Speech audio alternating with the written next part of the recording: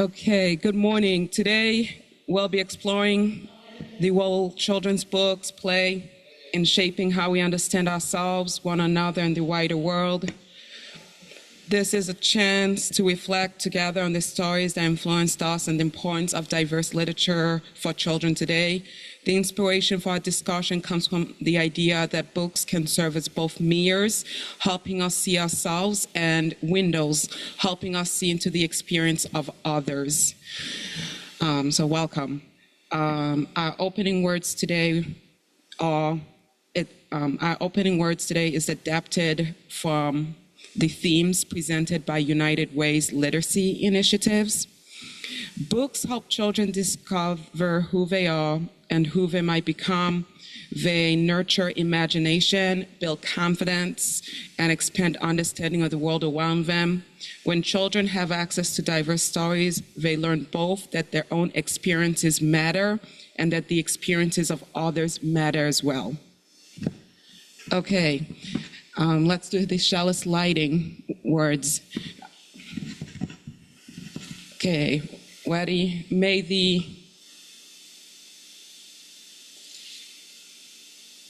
Okay, let's do it. May the light we now kindle inspire us to use our powers to heal and not to harm, to heal, to help and not to hinder, to bless and not to curse, to serve you, Spirit of freedom. Does anyone have any joys and sorrows they would like to share?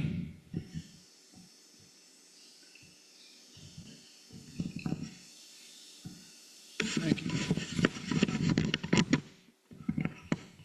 Just a quick note, I think I mentioned to a couple of you already, but my Patty had outpatient surgery Tuesday, which was a replay of what they did for her 3 weeks ago because that wasn't successful.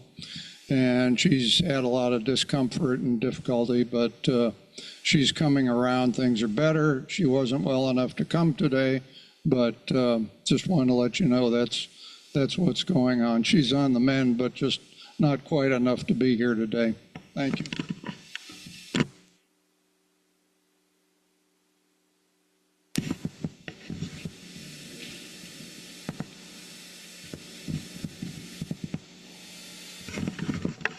And my joy is that I got to go to Tucson, Arizona. I got to see my grandbaby Zeta. The sad part is I had to come home and I can't move to Tucson, although I was looking at houses, but maybe when I retire.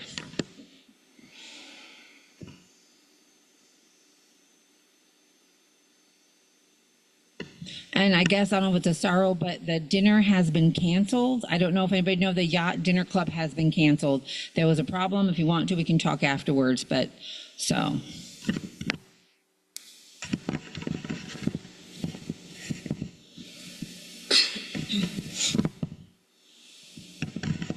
One of my joy is for my younger sister, Claudine. She's only 3 years younger than me. This is basically, she got her second job, basically. She worked at Vidler's in East Aurora for the longest time. I don't know, I think over 5 years. She doesn't usually like change, you know, but I'm very happy for her. I think this is going to be a good job for her, and I think it'll be a stepping stone to the type of job she really wants to do. She does have a computer science degree, so I think this company will allow her to grow, and hopefully she can get into that computer science, use her degree. But she's very excited for this this job. She is someone who can stay in a place forever, but at least she gets a tiny bit more money. And I think she'll get, it's another family business, and I think she likes working in a family, like in a family-oriented business, you know, so I'm very happy for her. We're gonna be celebrating later on, me, my sister, and my dad will be celebrating with her, going out and have a nice dinner to congratulate congratulate her. I'm just very happy. I always worry about her because she always takes a long time to just make a leap of faith, but I'm just very proud of her, and I really, really hope this job opens the door for her to a lot of things.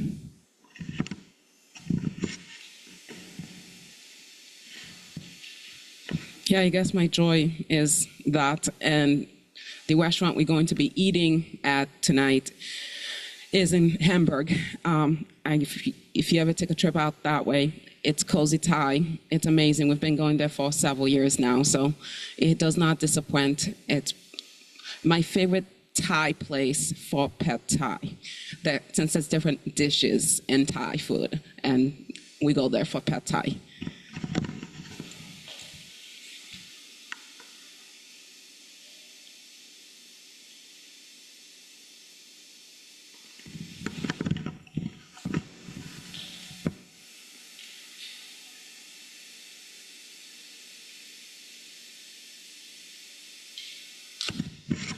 Good morning. I love to share, positive experiences, because sometimes I don't believe that, like Einstein said, is the universe friendly, and sometimes it doesn't feel friendly. So do you remember Saturday Night Live? There was a skit with a guy named Stuart Smiley. And he said, I'm a member of several 12-step programs. Well, I am, but I went at a meeting, and they were going to have a picnic the next day, but there was a suggested $10 donation, and a fellow was talking about it. And then he said, if you don't have the $10, maybe we can help you out somehow. So on the way out the door, I said, hey, do you think maybe you could pay for maybe 5 of it? Because I don't really have a lot of gas money. And he handed me a $20 bill. Yeah. So I took me, and I gave $5 to a friend, and took her and put $5 in the tank. And I just had to, I decided to start writing in my journal those kind of experiences again. I know sometimes I go on too long, but it reminded me of the importance of connection. I have in my artwork that I do a web. I call it like the Buddhist net of stars, that we are so connected. And if we sneeze, it'll affect a butterfly in Paris. You have a molecule of Buddha or Jesus. Who knows, really? Nothing is created or destroyed. So, it's all fun, huh? Okay, thank you.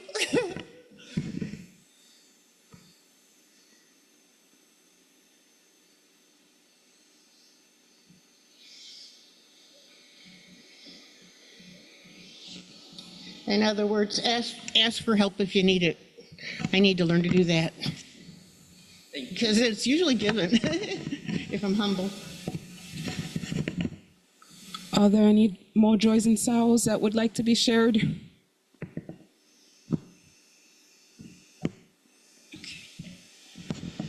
Okay, so as you guys know, the program and discussion today is going to be about the power of children's literature, okay? So I have an opening question. Think back to your childhood. What is one book or one story that has stayed with you throughout your life? So think about that for a moment. If you'd like to share, just raise your hand and you can come up.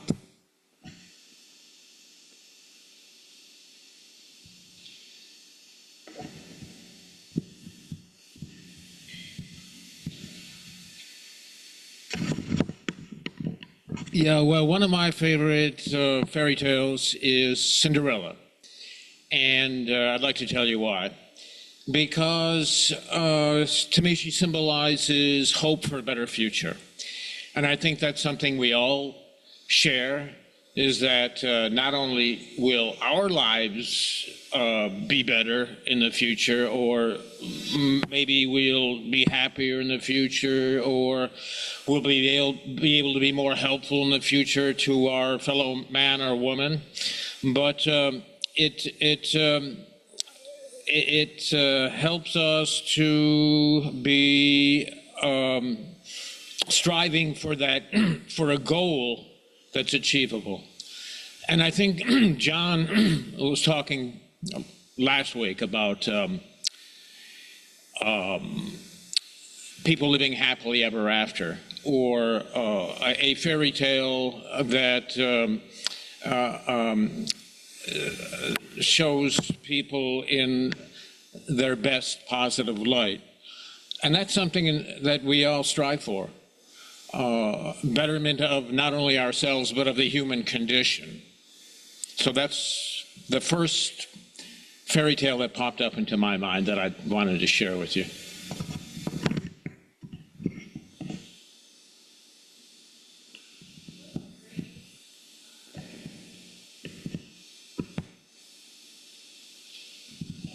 I wish Jennifer were here. She's an avid reader. I'm an avid reader, and as a child, it was my escape. I mean, I actually tried to run away with a backpack of books and a thermos. The cat gave me away. But, you know, all the classics, it's hard to discern what my favorites or my daughter's were, but you know, like they don't change, like the ducklings, you know, and Where the Wild Things Are, and but I think what one that resonated today for me is Winnie the Pooh series, because later in life, you know, if you've read the Tao of Pooh, I just realized how many personalities in those stories are reflected in humanity. You know, like I'll eat, or I lost my tail again. And we all know somebody like that, or several people, you know, and it's just one of my favorites. There was an author that came to visit. We had an apartment in our house on the lake, and I had read her book. It was called The Mixed-Up Files of Mrs. Basil E. Frankweiler. It was bestseller, and she came to our house. I was. I mean, really, it was like the Queen Elizabeth was, I couldn't believe it, you know? So, you know, I'm very enthusiastic when it comes to literature and children's books. Yes. I love reading growing up. I have so much books, but actually some of my favorite books was in school. One of my favorite was in middle school. It was To Kill a Mockingbird. But the thing is, it was an embarrassing moment for me, so it's stuck in my head. But reflecting on it, so I was in middle school, we were reading To Kill a Mockingbird. So I decided to ask a teacher a question. What is the N-word? Seriously, I asked that. And all my classmates first just laughed.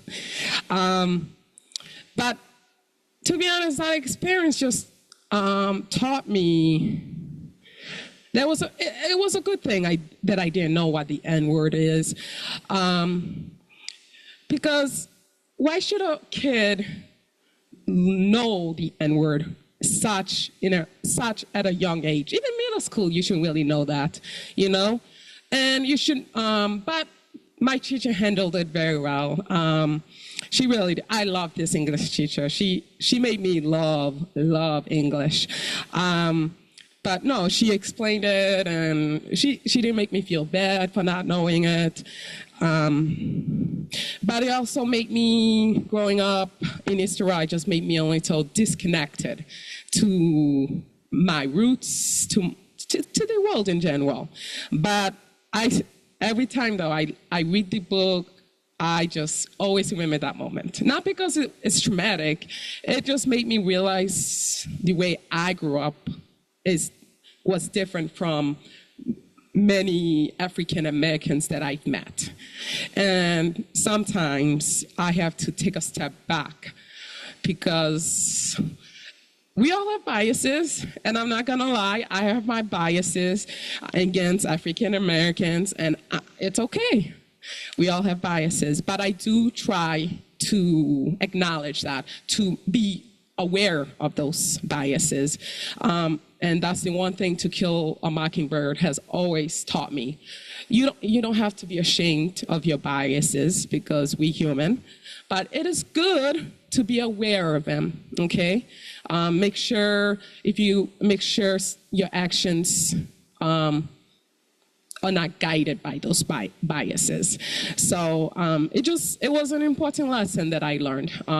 Even though the students, my fellow students at school, weren't always the most aware person, but I was. And to this day, I still love reading To Kill a Mockingbird. Personally, I love the movie. I would watch that 1,000,000 times. Besides that, my favorite children's book has to be Sherlock Holmes. I know it's kind of a children's book, but I love Sherlock Holmes. He's the detective, and he always made me curious about everything. Why does this happen? Why does this happen?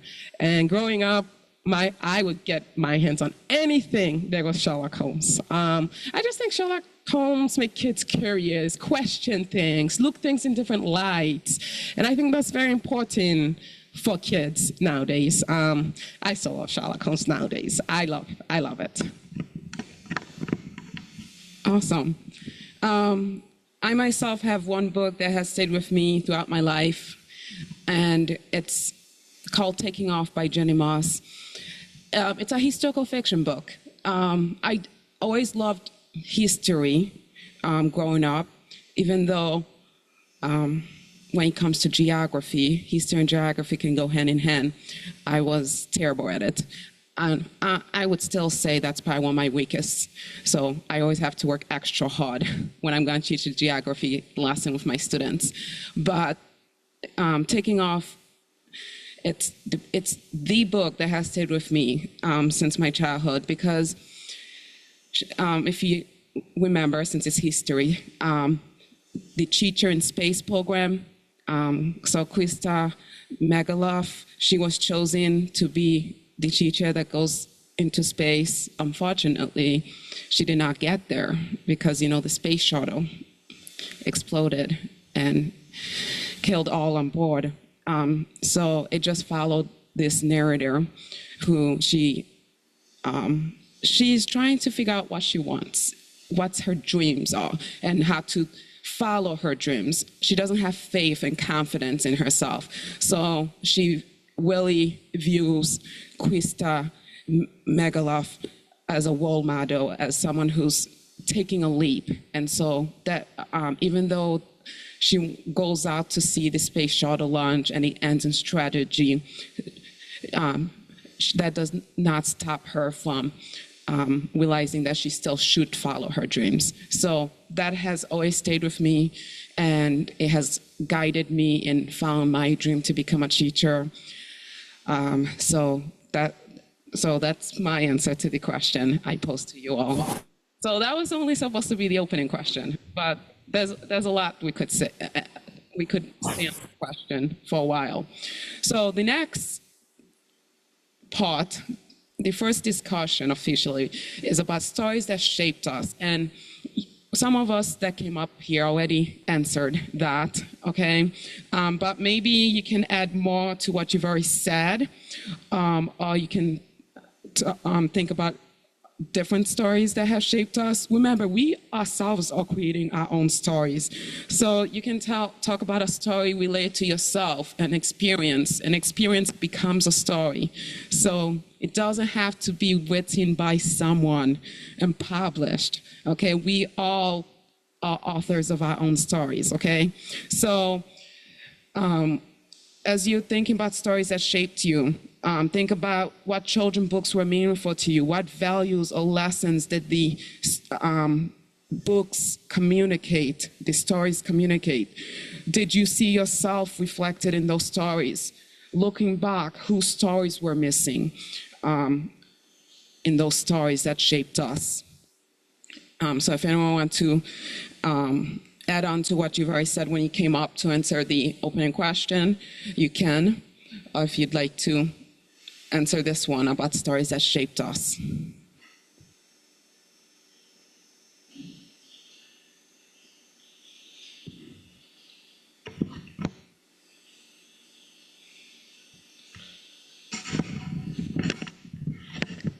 Well, what comes to mind is when I was a child, we lived out in the country. We were very poor. We had an outside toilet. There was 5 kids, and my parents, and my dad built this little tiny house that we lived in. But one of the memories that really sticks with me is that I remember at night, when the weather was nice, my mother would put a blanket out in the grass, and us 5 kids, if you could just kind of picture that, 5 little kids laying on that blanket, my mother laying in the middle, and we're looking up at the stars at night, and she's singing to us. And she sings all those old songs like Red River Valley and things like that. I can't remember all the names of them, but I can remember her voice just laying there and looking up at the stars at night. And I'm sure the baby, my youngest brother, probably fell asleep. That was probably a way of her calming everybody down at night. But it was such a nice memory of our family doing something together, my mother doing something special for us.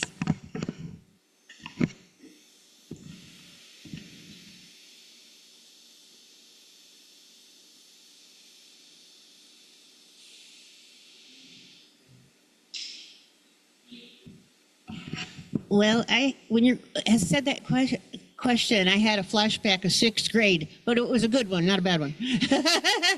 I wasn't in middle school yet. That's when everything shit hit the fan. But I had a wonderful teacher named Mrs. Rasman, and she was a butterball, and she read to us every Friday.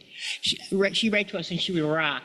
And she read the Laura Ingalls Wilder series, The Little House on the Prairie, the whole series. And we got to eat popcorn. We made up popcorn in the room, and if you were the lucky one, you got to pop it. And God forbid you burned it. And everybody had to get exactly the same amount. So that was a lot of fun. And so from there, another series that it really influenced me are James Herriot's All Creatures Great and Small. I wanted to be a veterinarian, like everybody did after I read those. And to this day, I watch, the Yorkshire Vet and everything. I want to go. But as of late, what's shaping my life is the 2 books books that I'm reading by Gabriel Garcia Marquez. He won the Nobel Peace Prize, I think, in 1982. And the book I read was called Love in Times of Cholera.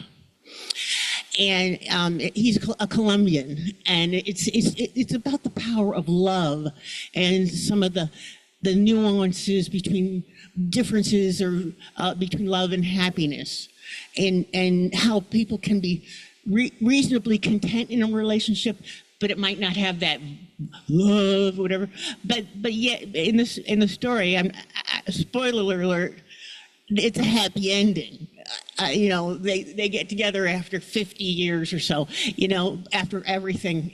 But he's just a marvelous storyteller. It reminds me of the power of love and how it can be expressed.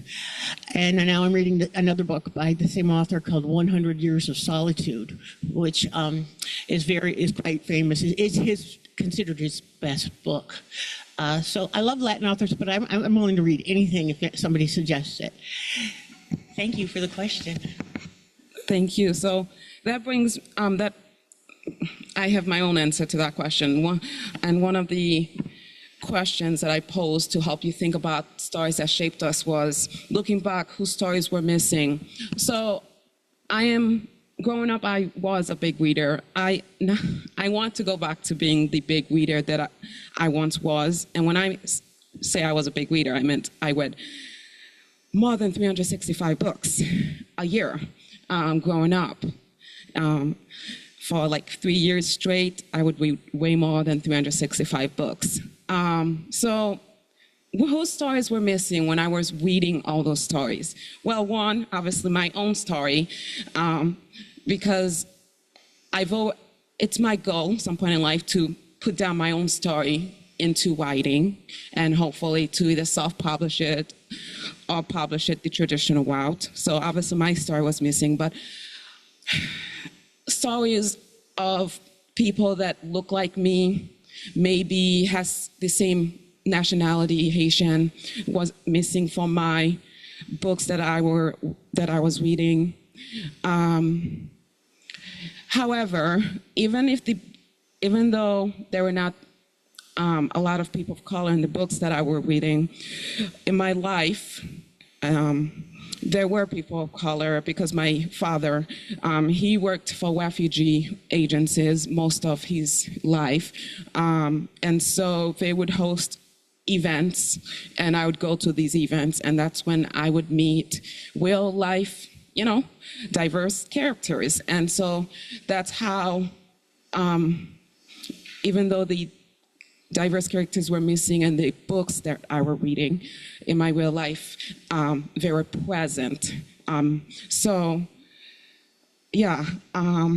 If I could change the kinds of books that I picked up when I was growing up, I would have. And I also think the school that I went to did not open the door to books with diverse characters. And so that's also what influenced my choice of books, because a lot of classics I read, and a lot of classics are written by white men, and they have white characters. So I guess stories that shape us are also influenced by those who are around us, by things that are around us, I guess is what I'm saying in terms of stories that shaped us. Okay, anyone else want to add to this? Yeah, yes.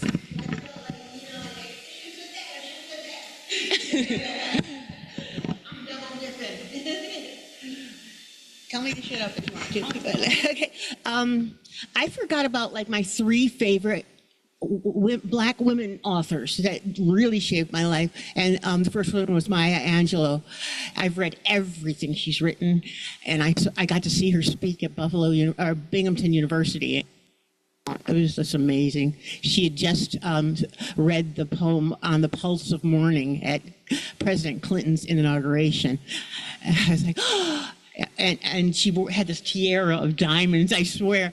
Alice Walker, everything she's written, I adore. And Toni Morrison, The Bluest Eye, Song of Solomon. Once I started these women's books, I had to read them all, and they really have shaped my life to be a better person, I hope. Yes, I love The Bluest Eyes. It was the first Toni Morrison book that I read, and it was in college at Boston State, so I enjoyed it greatly. I was going to say something else that you made me think of. I guess college, I read more diverse books. Elementary, middle school, and high school, not as much. However, in reflecting about what I read in school, we did read Malala Yousafzai biography. I Am Malala, her first autobiography. And actually that is also where I found inspiration to continue enjoying learning, because once I got into high school, I did not like what I was being taught. It definitely was teaching you to the tasks, to pass the regents, to pass the AP tasks. So that's also why I started not liking to read. I went from reading 365 books a year to slowly only reading maybe 10 or less. And it's because schools start taking away the joy that you can find in books, because they're trying to make you pass this task. So reading I Am Malala in 7th grade English class definitely did keep my joy for reading and remind me of the impact that education can have, and that how fortunate we are to have education, because there are plenty of people around the world, especially women, that don't have access to education, and they want access to education because, yes, education is not perfect, but it does give you more freedom, okay? Freedom to think more deeply about things, and freedom to know more about what's wrong and what's right, and freedom to just dream and be hopeful. Because a big part of the reason why I enjoy to read is because it gave me hope that things can be better even when they were not. Because as a kid, you think things are bad, really bad. You make something little big as a kid. And I mean, I think I still do that sometimes, even as an adult. But Malala Yousafzai, definitely her story of her pursuit for education, that definitely has stayed with me and is a big reason why I am a teacher. I remember writing a monologue inspired by, it was an assignment for school, and I wrote a monologue inspired by her for the assignment. So yeah, that's one of the stories that shaped me. And that's probably one of the few stories where I saw myself reflected a bit. But the other stories were more of what my life could be, or what I could maybe achieve in the future, kind of a hopeless romantic in a sense. So, yeah. Anyone want to share anything else about stories that shaped us?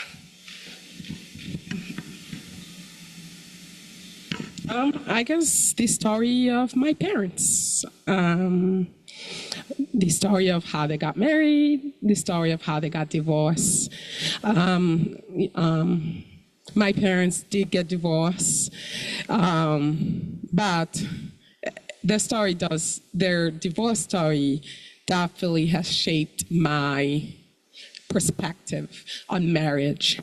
To the point where most times I don't even want to get married because of their failed marriage. But then I look, and we are a lot happier as a family because they're not together. So maybe it's not a failure, maybe just something we had to learn.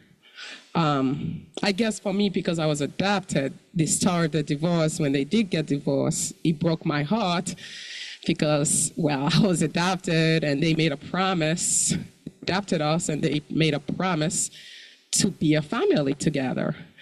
And they broke that promise. And for the longest time, I was angry. I was angry, sad. I'm still am. More sad than angry. Not because I'm happy that they separated. Oh, thank God. I'm happy they divorced and everything. But I am sad because they broke the family. Sometimes I feel like I'm missing the story of my younger sister, especially her teenage years and longer. 16, 17, because she chose to live with my mom instead. And so I don't really know what goes on in her life because she just likes to keep everything to herself. And it just, with the divorce, it just got worse because she never visited us, even though we were just on the street. So, and then because I know my mom told stories to her and, defending herself of why they got divorced. My dad actually reminded me that when they did first get divorced, I I would not speak to him at all. You know, I wouldn't speak to my mom either. But he was a good parent, you know. He let me feel angry. He didn't make me feel bad about being angry compared to my mom. He just allowed me to process it, allowed me to have the room. And eventually, actually, we became best friends. We still are best friends. And I wish I could say the same with my mom. I still love her. I will always love her. But she still makes me feel like a little kid. Not being able to tell her everything, being more careful about what I choose and say it to her. And I know I can never reach out to her for emotional support because she's not capable of providing that. But and then my dad, he is. So it's funny how the story of your parents shape you, even if you don't want it to shape you, but you live with them for so long, it does shape you, it does tell you, it does affect your life. And lately I've been thinking about children, about wanting kids. And I told my dad I don't think I could love my child as much as I love my twin sister. But my dad said, you have to wait and see, because having your own child is it's just a different experience. But he said he also understood that being a twin is just a different experience too. And he can't understand that because he doesn't have that experience. But he said, you'll definitely be able to love your own child. I think for me, when we were having that brief discussion about children being a mother, I'm afraid to be a mother because of my parents' divorce, because of both of my parents, both of my birth and adopted parents, because of their stories. It makes me afraid to become a mother. And I'm looking for the next few years to see how I can work towards the goal of becoming a motherhood, and it's working with my therapist and processing and helping me get through my doubts and my anger and my all of it. But ultimately, though, I can never hold anything against my parents because they loved us. And they adopted us because they wanted kids. They didn't adopt it because of some religion or some other reason. They wanted kids and they loved us, despite their story. Okay, to end this segment of our discussion, I have a quick reflection statement we can reflect on and think about.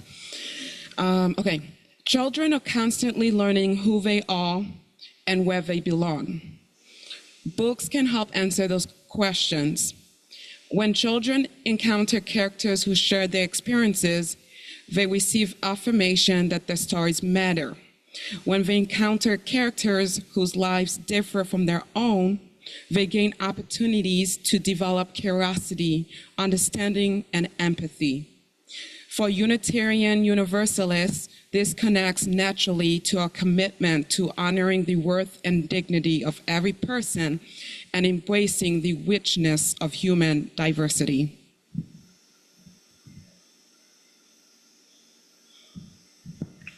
Okay, our next segment is why diverse books matter. So think about that question. Here are some questions for reflection to maybe help you think about how you could answer that question. What do we mean when we talk about diverse children's literature? Why might representation matter for a child's sense of identity? How can stories help reduce fear or understanding of difference? What books have helped you better understand experiences different from your own?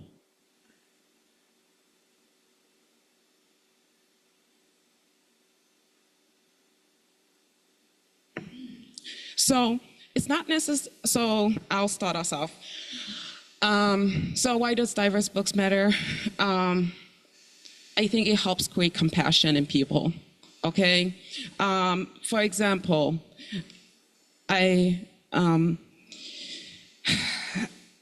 let's take Lancaster, for example, because I student taught in Lancaster School.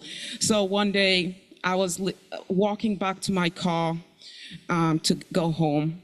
And for whatever reason, there are kids poking their head out of the window. I don't know which classroom. And you know what they said? They said, go back where you came from. They didn't know anything about me. I don't know these kids, but they see a black woman walking to their car, and they said, go back where you came from. So to me, that tells me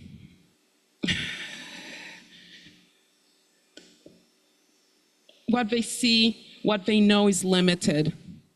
And so maybe if they were around, maybe if they had parents or teachers that exposed them to different stories about different people from around the world, maybe they would understand that, you know what, just because someone looks different doesn't mean they are not from the same place as they are.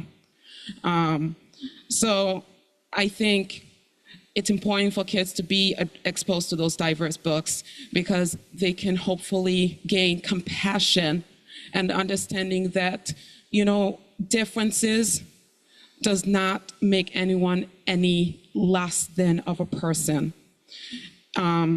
So that has stayed with me since it was one of the first experiences on my journey to become a teacher, and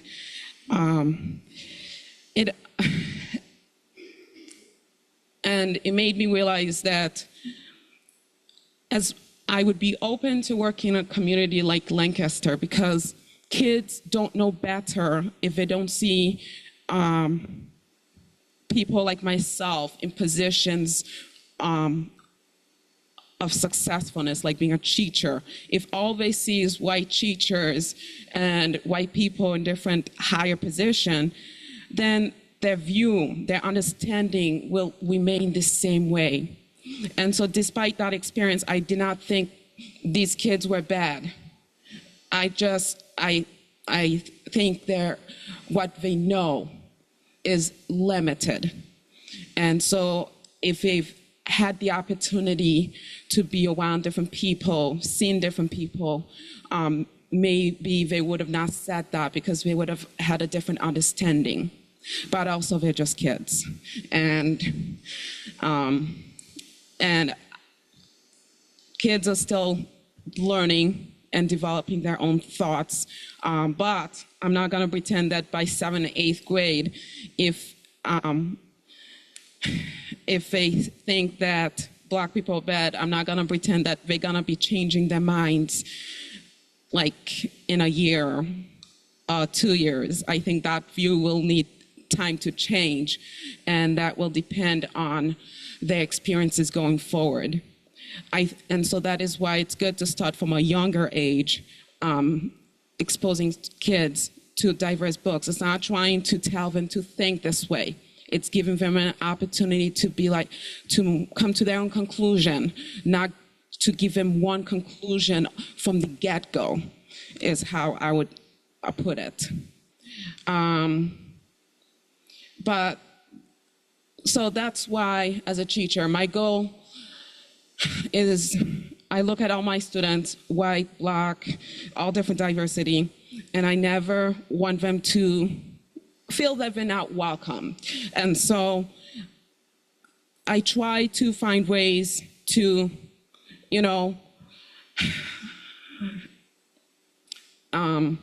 make sure it's always there for them to understand that they matter, but so does everyone else that's different from them, okay?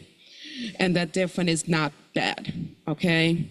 That you can exist together despite your differences, as long as you still can be kind and compassionate. The key point is being compassionate. And unfortunately, I, I think it's something that kids need to be taught, and it's not being taught nowadays, especially when we don't have a good person on the world stage representing what compassion looks like. Kids look at authority figures. And I will tell you this, growing up in East Chihuahua, even when Barack Obama was in office, even when he was, after Barack Obama, people in East Chihuahua felt more bold because of the person in office to say things to me. So I think that are not quite compassionate. And I think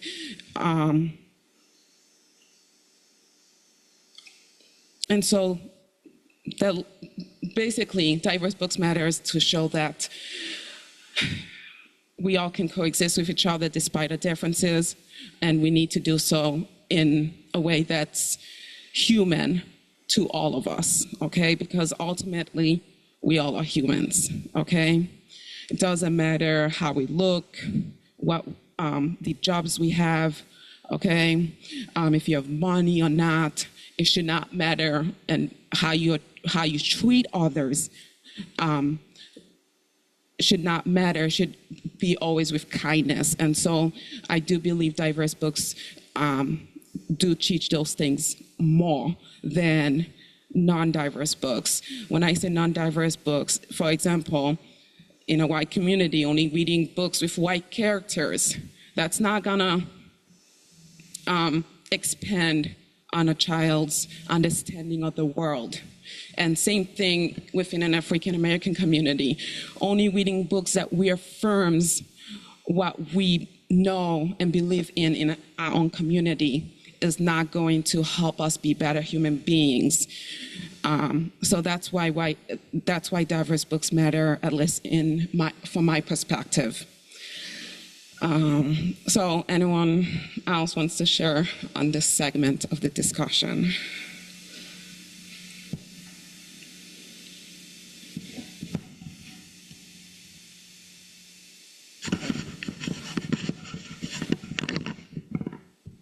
Yeah, I was thinking back to years ago when you were talking about these racial issues and so on, that I had a friend when I was in college, and we'd pretty much get together every Friday or Saturday night and go drive somewhere. Usually it was up in New England, so we'd drive into the city of Boston. He was familiar with the layout at Harvard. We'd go have a hamburger at the Harvard Coop and then just go out and walk the streets and look around and stuff. And it was interesting, and hanging out together, I got a kind of a sense of what was going on in his mind about certain things.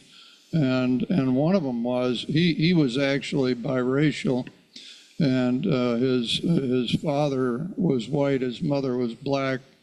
He kind of had, it wasn't a big thing with him, at least as far as we were concerned, but he was, I'd see every now and then, he was engaged in this struggle to figure out how he fit into the big picture. He more or less identified as black because he mostly looked black. But, you know, every now and then he'd say something like he'd see somebody that he would see as a possible black role model, maybe see them on television or something. And he'd think, well, maybe I ought to pattern how I see the world like after this person. You know, but the struggle he was going through was one I never went through because, you know, I'm a white guy. I was surrounded by white guys growing up. And so that whole dynamic just didn't play out for us at all. I mean, and so I had no sense that anybody would ever have to even think about that. But then I saw him having to think about it. And it kind of, I never had a deep understanding, but I had some understanding of what he had to cope with. So just a little flashback for me listening to you. Thank you. No problem. Beyond books, it's not just books that have helped me better understand experiences different from my own, but being purposeful in the places that I go to. So, one of my favorite coffee shop is a Yemenis coffee shop. I think that it, so when I growing up, I always saw people who hijab and burqa, and I didn't view them as terrorists or whatever because I first saw them as human beings, and I understand that after 9/11, things were intense, but I also think we still have a lot of misconceptions about people from that part of the world. Okay, they're very kind human people with their own culture to share with us, and they are just like us. They're human beings. They enjoy the same things that we do. Okay, and so being purposeful in educating yourself, whether that means reading diverse books or going to diverse places like a coffee shop, instead of choosing to support your typical coffee shop run by a white person, maybe be like, what, I'm gonna go out of my way, check out for a cafe that's run by a person of color, and they have different offerings from what I normally would have. Books cannot do it all for us, okay? We ourselves need to take it upon of ourselves to experience things, and those things become stories, and those stories help shape who we are, I guess is what I'm getting at. So, what's up? Oh, okay, yes. Francie, go ahead. Hi. I just want to say thank you so much for all you're saying. It's so true. My father sent me to a public school, actually, starting at kindergarten, although it because of other reasons I had changed schools. But because he wanted me to have a more diverse experience where we lived. And that was really helpful. And later on, when I was older and, in my late teens, early 20s, actually, I was reading James Baldwin's book, The Fire Next Time. And somewhere in the context of the book, it dawned on me when Baldwin referred to all of us as we. We have a problem. We need to fix this. And it just occurred to me, there wasn't a them and us. It was collectively all of us that need to fix our country and our racial divide, because we were a family and it was a we. And it really changed my trajectory about working towards a more equal world, because the white world that we live in, unfortunately, tends to separate us. It's getting better, but step by step. But it separates us from all kinds of otherness, and until you experience a more we-ness, things are harder to change. I have two biracial children, and my son particularly said one time that he wished he was either all white or all black. It was difficult, balancing that. But actually he fit in with a lot of groups because he looked like, so many other different ethnic groups that it wasn't even clear which one he was part of. So, people adopting racial different children need to do more work on explaining things to them. If I don't know, it's it's a big issue and one we need to resolve, especially in this country. And I hope eventually we do. Thank you. By the way, this church has been a life-saving experience for me. When my husband and I married, when my husband and I separated, it was our extended family, and it still is.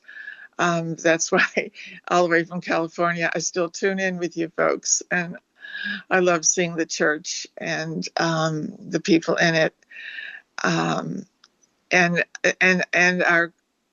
you and I are constantly staying forward and staying alive. Thank you. Bye bye. That's it. Thank you. It's time is ticking, so we will wrap this segment up of the discussion. But before we end it, let's take a brief moment for quiet reflection. Consider a child in your life or a child you once were. What stories did they need? What stories did you need? And what stories do children need now?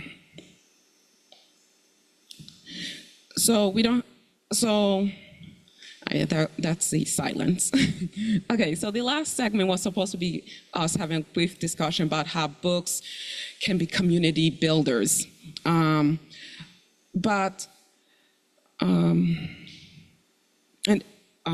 nonprofit, United Way, they do literacy work, and the literacy work emphasizes that having books in the home supports learning, communication, confidence, and long-term success.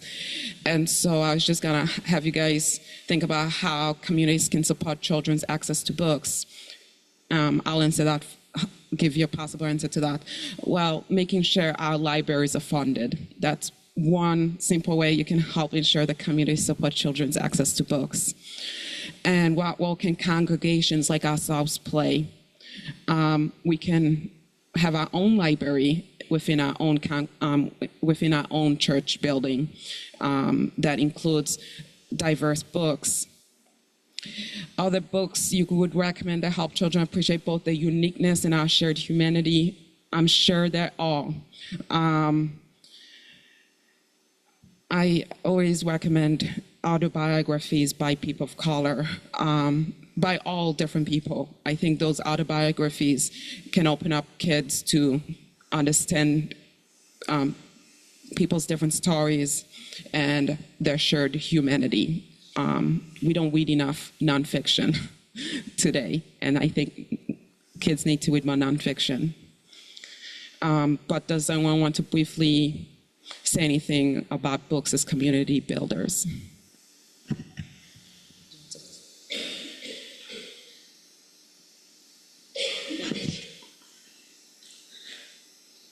Some of you who've known me for some time know about my love for books and my love for kids.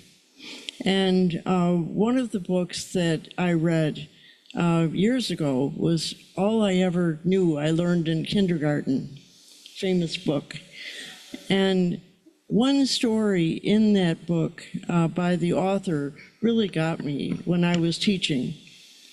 And it was that the teacher was giving parts out in his class for each kid to do something. And this little girl came up to him and tugged his pants and said, "You didn't call me. What am I going to do?"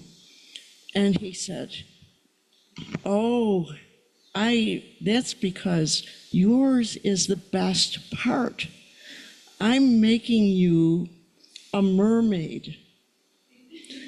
And I love that story so much because as a student, as many of you have been, all of us have been, sometimes we feel like we're forgotten. We're not part of the discussion.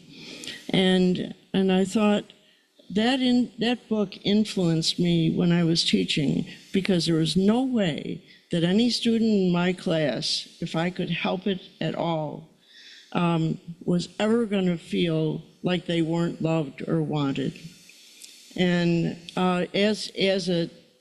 some of you who've been at my house know, especially recently when I moved back, I had a summer home in Provincetown, and I had a mermaid that hung from my bay window. So I moved it from there to, now I'm back home, and I put it up in my bay window here.